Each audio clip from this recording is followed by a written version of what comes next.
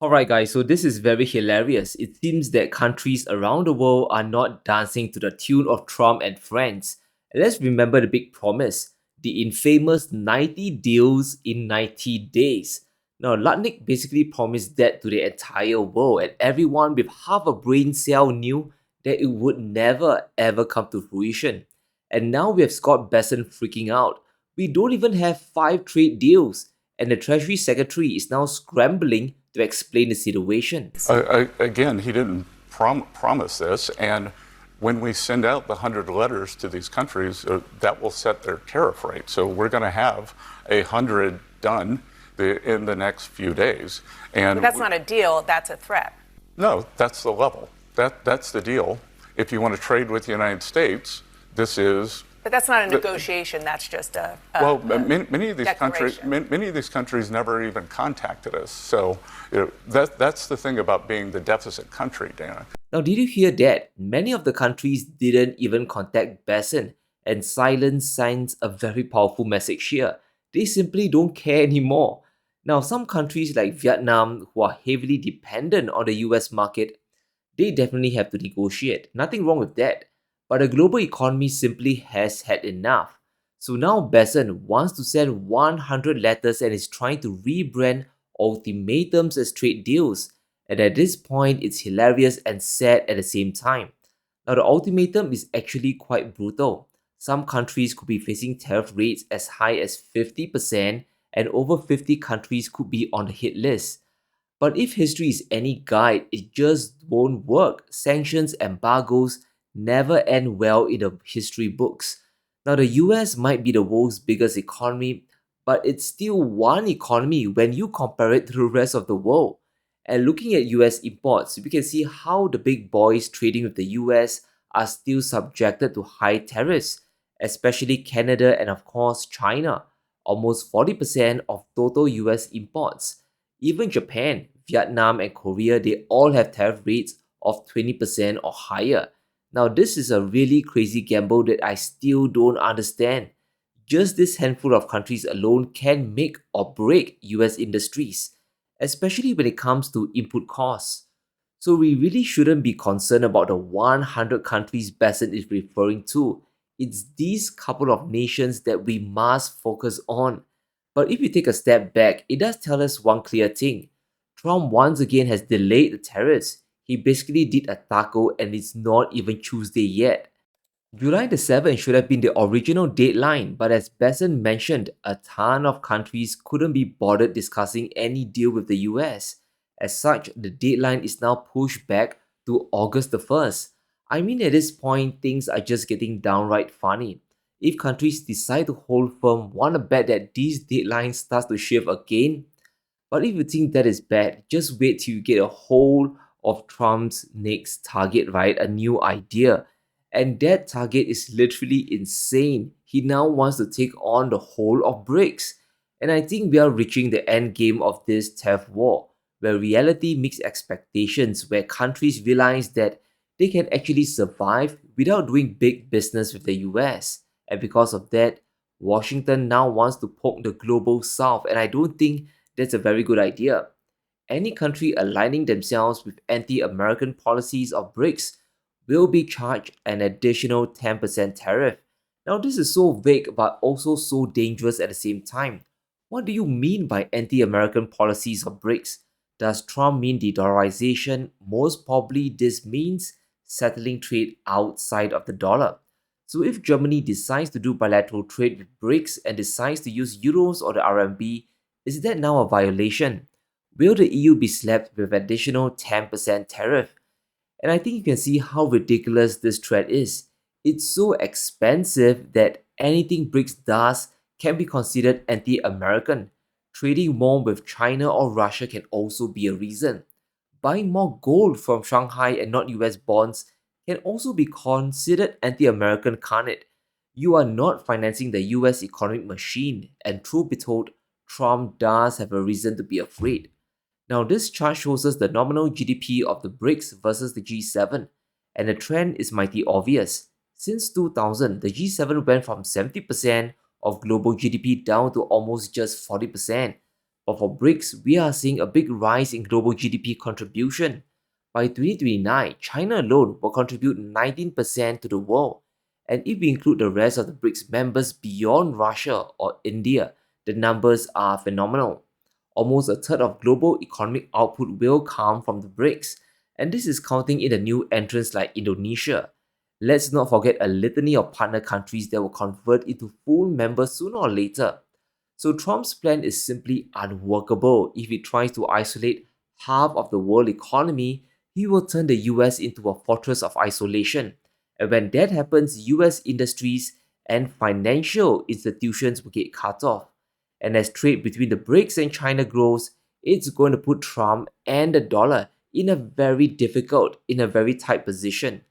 Now, in 2024, trade between China and BRICS alone hit over 4.6 trillion RMB, and that's around $650 billion worth. It's a 5% growth rate during a very difficult period. Now imagine how fast this will grow if Trump decides to punish BRICS or simply roll out his tariff plans this August. An extra 10% alone is incredibly brutal. Now, some of his letters indicate tariff rates of over 50%, as you said earlier, for certain players, and this will just shatter global trade as we know it. Exporters around the world will be forced to redirect exports and find new buyers, and chances are it will be BRICS, most likely China. And what happens when the world decides to trade more with Beijing? Fewer dollars will be used, more bilateral currency settlements will happen, and it doesn't take a genius to see that. The issue here is how the world will also start moving away from dollar assets, and China is the poster child of that, and when you reduce trade with the US, the need for treasury bonds start to go down. And a big shout out to our sponsor today, Indigo Precious Metals. When it comes to buying gold and silver, I trust Indigo Precious Metals in Singapore. They have made investing in precious metals safe, fast, easy, and simple for both small and large scale buying. I've been stacking gold for over a decade now, and I've learned two things when buying. You want to buy authentic gold bullion, and you want to buy it at the lowest premium possible to stretch your dollars even further. And I'm glad to say I found both of this at Indigo Precious Metals. Indigo Precious Metals is a leading retailer in Singapore. They specialize in physical gold, silver, and platinum. They are my one-stop shop when it comes to buying bullion. Their prices are sharp, and they have the best brands on sale, and I can test the gold on the spot. So if you're looking to make your first gold purchase, Indigo Precious Metals is the best place to start. Whether it's 1 ounce or 1 kilo, this is the reputable dealer you are looking for. So take action today. Click on the link below and enjoy a discount on your first purchase with the code SEANFOO. Start your gold stacking journey today. Now, China's PBOC just keeps buying gold. There's a reason why Beijing is telling trading partners and the world that gold is the new reserve asset of choice. Now, bullion held by the People's Bank rose by 70,000 troy ounces. The increase since last November has reached 34.2 tons. China is buying gold despite the price. They really don't care anymore. The dollar is falling in strength, treasury bonds have counterparty risk, and Trump is highly volatile. The trajectory of the dollar is set to go lower, guys, probably 5 to 10% more if Trump goes all the way pedal to the metal. Plus, the new tax bill is extremely punitive on the US national debt. Now, where else can the 3.4 trillion increase in deficit go? It will stay and circulate around the US, causing higher inflation and adding more downwards pressure on the dollar. And as this happens, we can actually observe money slowly moving away from the west to the east. A German pension fund has just invested $50 million in a Chinese stock fund, and that exact fund is going to invest in Chinese equities in Hong Kong and mainland China. In other words, Chinese stocks are now catching a bid from a G7 ally, which is very ironic. But this just makes sense. BRICS will be the new growth engine of the global economy thanks to the trade war. Trump basically gave up the keys to the kingdom. And which country is at the center, at the nexus of BRICS? It's China. Which is good news if you are invested in Chinese stocks. We could be at just the cusp of a multi-year bull market in China stocks. And no, we are not joking about this. The Hang Seng Index, which is the Hong Kong stock market, has gained over 21% year to date, while the S&P is barely up by 6.7%. It's a big disparity and really shows us where the money is flowing to. Over the last 5 or 10 years, yes, the US stock market has still trounced China. But make no mistake, we are now in the midst of a fundamental change in the global economy. The US, they are isolating themselves from global trade and forcing the world to buy US products. That won't go down very well, while China is moving to globalize the world and grab more market share. But that is not just China's only strategy. They are now starting to chip away further at the pillars of the US financial system. Now, we've talked a lot about China buying gold, RMB bond issuance, as well as all the new payment system. And let's not forget about the digital yuan as well. But China is now moving to cancel Wall Street itself. Regulators are thinking about expanding the southbound Bond Connect program to as much as 1 trillion yuan. That's around $140 billion worth of trading. So, in a nutshell, China is going to allow more local Chinese investors to buy bonds overseas. Right now, most Chinese investors are under capital controls. They can buy local stocks and local bonds. They can also buy real estate, but it's still quite risky today. Now, a big and a fair question is, why is China doing this?